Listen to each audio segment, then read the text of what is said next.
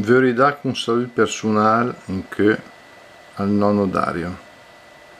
Ciao Dario, Dario Lombardi, 81 anni, oggi ha ricevuto l'estremo saluto nella chiesa di Incirano dalla moglie Antonietta, figli, nipoti, decine e decine di persone sedute anche fuori di chiesa nella messa esequiale celebrata dal parroco con altri 5 sacerdoti, fra cui Don Agostino che ha tenuto l'omelia, e fra le varie persone che ci hanno lasciato in questo periodo tutte lasciano un vuoto, ma di Dario, di cui oggi si sono dette diverse cose, soprattutto che era un uomo buono, generoso, e è proprio vero che la son veuille.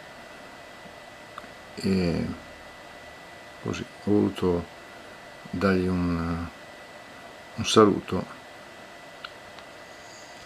come si dice in tanti casi,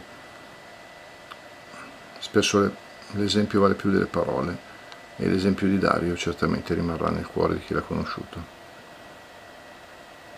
Ciao Dario, prega il Signore per noi, che siete insieme alla Madonna, in cui è la Madonna della Nef, e tu che l'hai sempre invocata, adesso ti fa compagnia. Ciao a tutti.